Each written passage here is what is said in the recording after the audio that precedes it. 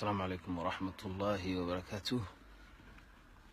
إن الحمد لله نحمده ونستعينه ونعوذ بالله من شرور أنفسنا ومن سيئات أعمالنا.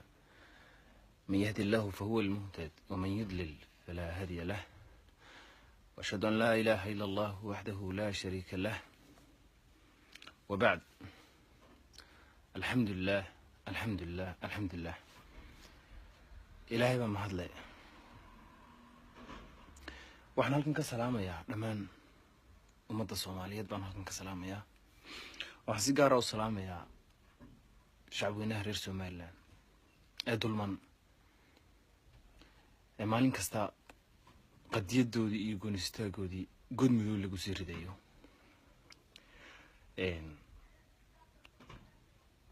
cadceed kastoo inoo soo baxda waxaynu la waabariisanaynaa arrin cusub oo ay diidayaan shacabka badidoodu, iyagoo ay jiraan dad aqoonna sheeganaya haddana maskaxdoodu ay kooban tahay. waxaan u soo galay live-kan maanta oo igu kalifay xariga samafale cabdimaalik muuse coldoon. dhowr su'aalood baan rabaa inaan dadka weydiiyo, wixii aragtideeda iyo intii maskaxdeedu tahayna bal aan dadka la sheer garayo. cabdimaalik muuse coldoon, sababta loo xidhay maxay tahay? waxa loo xidhay aniga xamse ahaan saan u arko, dad badan ay la qabaan.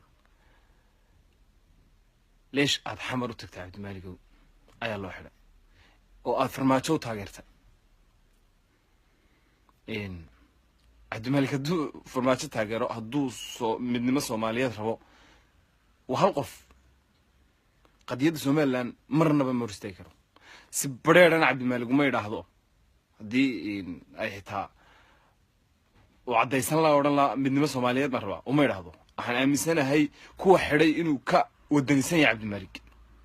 dhiig Soomaalinimo ku jirta cabdimaalik ku jira, innagana way nagu jira. nacayb Soomaalinimo waa xaaraan weeye. waxbaynu tirsanaynaa. ilaahay qur-aankiisa wuxuu ku leeyahay idfac billati hiya axsan. wax kasta adduunka way dhacaan, waana la iska cafiyaa. waa hubaaltaasi. dal madax bannaan baynu nahay oo goonidiisa u taagan. hal qof iyo laba iyo saddex toona Somaliland masiirkeeda waxba kama bedeli karaan. waxaynu ognahay in ay jiraan rag madaxtinimo u tartamay Soomaaliya maanta ay joogaan. waxaynu ognahay shalay toole inama yaryar oo dhalinyari inay ka been abuuranayeen guddoomiyaha golaha wakiilada, oo inta sawir la isku geegeeyey lalahaa lagu eedeynayay Soomaali weyn baad ku socotaa.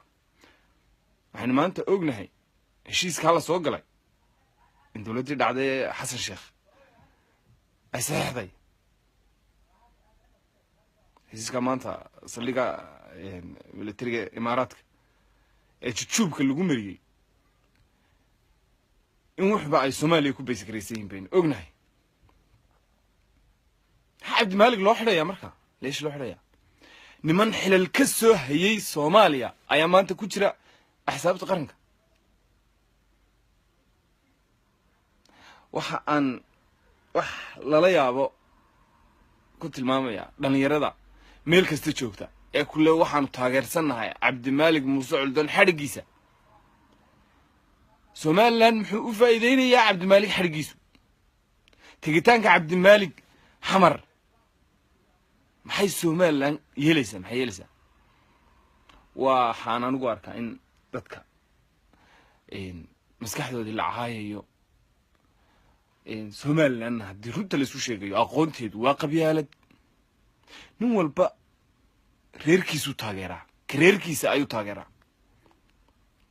anigan kula hadlayaa xamsa leedha waxaan jecelahay إنه عبد الملك عرب قوليستو خيرني ما أنا كنت علىها الشور وي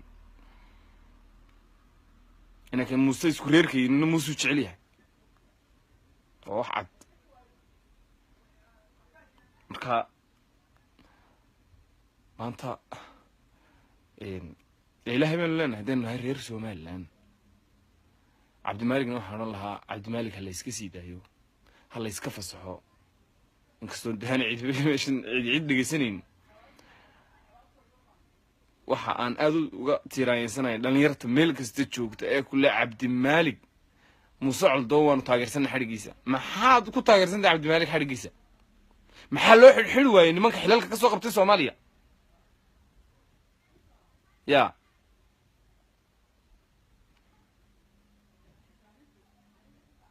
waniyo qarnamada meelaha lagu soo dajeestaniyo qabyaaladuna ha inaga baxdo waa dil dunida qabyaaladu baxdo adiga la alka awardadi ya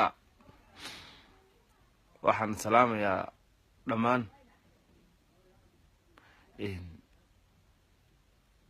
cid kasta oo aan halkan ka wada socono hadda warmee siki boy muxuu yiri reerka warmee isku reermanihin waxaan ka hadlayaa xaq darrada loo xidhay waxa aan ka yaaba inamadii raashalay toole cirku been abuuranayay hargeysa dhex marayaan oo dhex socdaan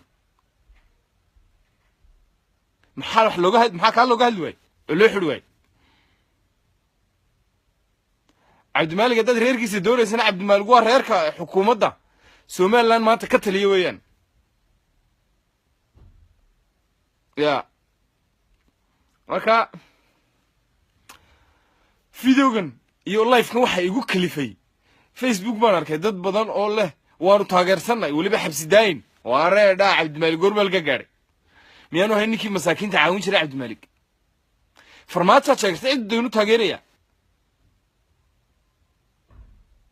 farmaajo waa qof Soomaaliyeed ummadda Soomaaliyeed waa Soomaali been wadanay laanteen iyo dawladna yaraan iska wadanay inoo gaarka laakiin Soomaali been wadanay runta la isu sheego marka ninka odaga la iska sidaayo laaniyo kulligood dhowr cisho ayuunba meesha lagu raahinaya sabab loo xidhayna ma jirto waana xaq darro wallahi law aqsama ala allah la barra waa garanaysa dacwat al madlum laakiin Soomaaliland dacwat al madlum ay ka dhuubanaysa wax ka socday oo arkeenay alla ilaahu ilaahay beenoo maqaniyo laakiin dhalinyartay warniyo maskaxda ka shaqeysiya oo aqligu hayna shaqeeyo oo yeernaan oranin diyar xamar ay taginiyo xamar wala tagayay intaasan kaga baxaya waanan salaamaya free Coldoon baan leenahay free Coldoon iyo ninka odaga la iska sidaayo salaamo badan baa howlo u wada ninkaas odaygii oo samafala ninka ayaa lagu mashquulin la iska sidiyaan oran laaniyo السلام عليكم ورحمة الله وبركاته.